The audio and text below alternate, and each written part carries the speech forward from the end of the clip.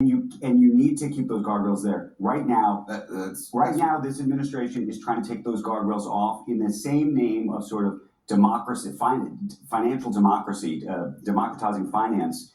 And that was exactly what they were talking about in the 1920s. Also, interestingly, the Federal Reserve really does need to be independent. That was actually a great lesson because back then, one of the reasons that they sat on their hands and didn't do anything was because they were such a new organization. They were built in 1913 that they were worried. Well, that's another warning sign then. They were worried. So there's a whole bunch of things like that. And then the last piece is when you have these sort of new products right now, crypto, you just did a fascinating segment about what's going on there. When you have new products that are being launched into the marketplace, charlatans emerge, frauds emerge, and so you need to have bright lights on them at a time when we seem to not want to put bright lights on them. Yeah, that is for sure. Andrew Ross Sorkin, thank you so much. Such a pleasure being here. Thank you. The book in 1929, Inside the Greatest Crash in Wall Street History and How It Shattered a Nation.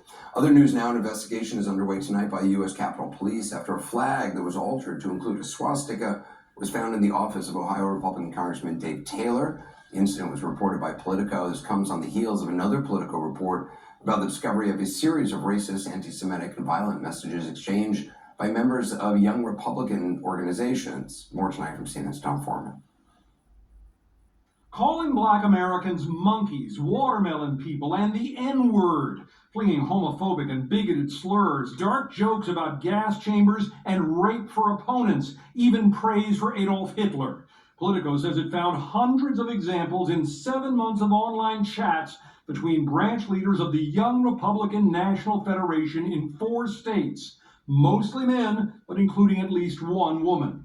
The national group's quick response: "We are appalled by the vile and inexcusable language. Such behavior is disgraceful, unbecoming of any Republican, and stands in direct opposition to the values our movement represents. Top Democrats want more." Kick them out of the party.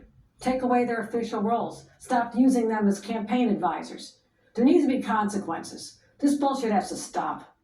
4 people have reportedly lost their jobs and 2 have apologized, but the potential political damage remains. For years, the GOP has fought accusations it too easily embraces favored status for white Americans, is too cozy with white supremacists, and too often makes excuses for bigoted behavior.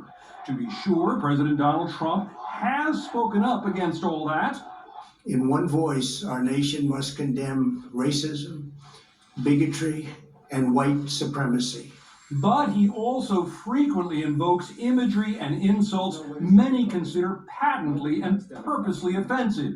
Pocahontas, Pocahontas. Vice President J.D. Vance responded to the Fresh scandal with a dose of "what about?" citing violent language in a text by a Democratic contender for Attorney General in Virginia. I really don't want us to grow up in a country where a kid telling a stupid joke, telling a very offensive stupid joke, is cause to ruin their lives. The ages of all those on the text chains are unknown, but the Young Republicans group is for 18 to 40-year-olds. I think the vice president could have really used this moment as a learning moment, encouraging these young men and women to, denounce what they've said, to move on and be better. It is not entirely clear how Politico obtained these text chains, but this is clear. These were young Republicans eager to move up in their party, and based upon their own words, they did not think that this would get in the way.